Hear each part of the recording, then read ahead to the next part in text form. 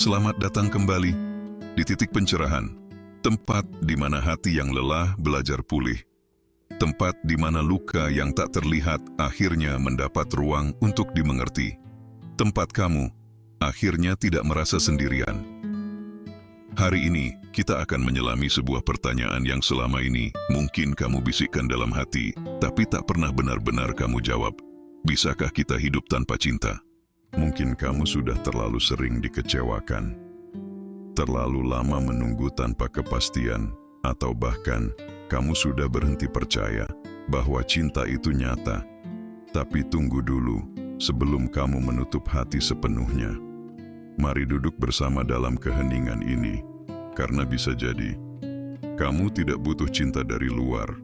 Bisa jadi yang kamu butuh hanyalah mengenali cinta yang sebenarnya sudah ada dalam dirimu sendiri. 1. Definisi cinta yang sudah tercemar. Narator. Sebelum kita bicara tentang hidup tanpa cinta, kita harus bicara dulu soal cinta itu sendiri.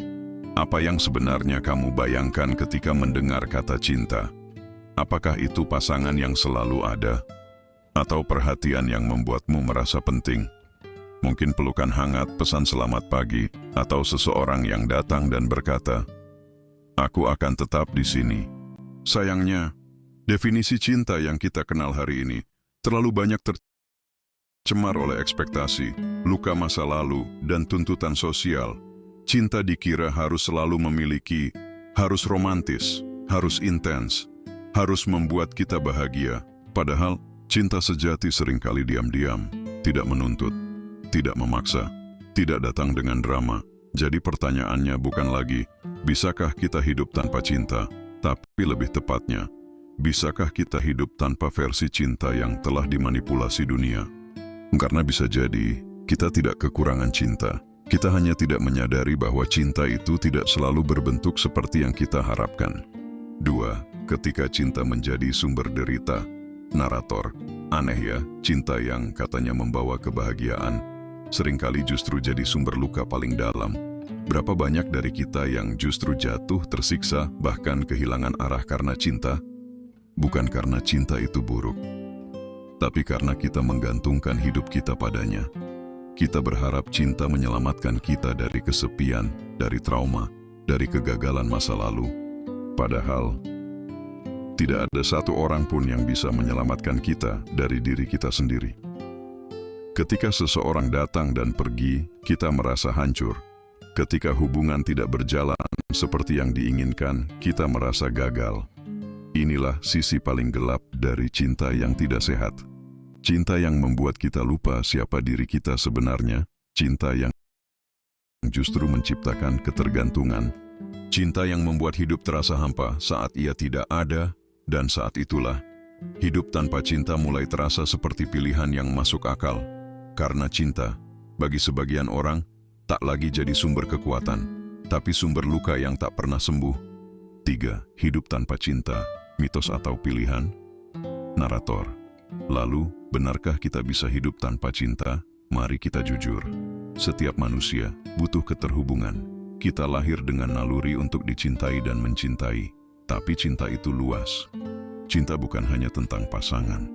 Cinta adalah rasa peduli, rasa sayang, rasa ingin hadir untuk orang lain, bahkan untuk diri sendiri. Hidup tanpa cinta pasangan? Bisa. Hidup tanpa cinta orang tua? Mungkin. Tapi hidup tanpa cinta sama sekali, tanpa kasih, tanpa empati, tanpa rasa peduli kepada siapapun, bahkan diri sendiri, itu bukan hidup. Itu hanya bertahan. Tapi banyak dari kita sekarang memilih hidup seperti itu, menutup hati, membangun tembok, karena percaya cinta hanya akan membawa sakit. Dan itu wajar, karena rasa takut adalah hasil dari luka yang belum sembuh. Tapi jangan biarkan luka itu membuatmu mati rasa, karena hidup tanpa cinta bukan kehidupan yang kamu inginkan. Itu hanya pelarian dari rasa takut untuk disakiti lagi. 4. Cinta itu dirimu sendiri. Narator. Apa jadinya kalau ternyata cinta yang paling kamu butuhkan selama ini bukan datang dari orang lain, tapi dari dirimu sendiri? Berapa sering kamu memeluk diri sendiri saat gagal? Berapa kali kamu berkata pada dirimu, terima kasih sudah bertahan, atau bahkan sekadar, aku bangga sama kamu. Kita sering berharap cinta datang dari luar, tapi lupa bahwa kita adalah sumber cinta yang paling murni. Diri kita sendiri adalah pelukan paling tulus yang bisa kita rasakan. Diri kita sendiri adalah rumah yang selama ini kita cari kemana-mana. Jadi jika kamu sedang menjalani hidup tanpa cinta, mungkin yang kamu jalani sekarang adalah fase kembali ke diri sendiri. Bukan fase sepi, tapi fase pemulihan, fase pengenalan, fase penyembuhan, dan dari sanalah cinta yang paling sehat akan lahir. Cinta yang tidak butuh validasi, cinta yang tidak takut kehilangan, cinta yang cukup hanya dengan keberadaan. 5. Mengganti kesepian dengan kehadiran. Narator. Hidup tanpa cinta memang sepi, tapi kesepian bukan berarti kamu gagal. Kesepian hanyalah ruang kosong yang menunggu untuk kamu isi.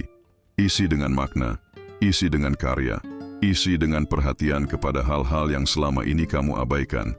Tumbuhlah, bangun pagi bukan untuk mencari siapa yang mencintaimu, tapi untuk melihat seberapa jauh kamu bisa mencintai kehidupan ini. Walau sendiri, cinta tidak akan pernah hilang. Ia hanya berubah bentuk, kadang jadi teman baik, kadang jadi udara pagi, kadang hanya jadi suara di hati yang berkata, "Aku bersamamu." Dan jika suatu hari seseorang datang membawa cinta dari luar, kamu tak lagi akan mengemis, karena kamu tahu, kamu sudah punya cinta itu di dalam dirimu sendiri. Jadi, apakah kita bisa hidup tanpa cinta? Jawabannya adalah, kita bisa hidup tanpa cinta dari luar, tanpa pasangan, tanpa validasi.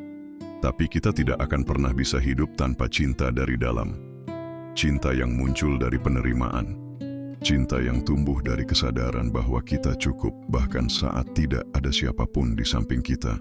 Hidup tanpa cinta bukan berarti hidup tanpa makna, asal kamu tahu.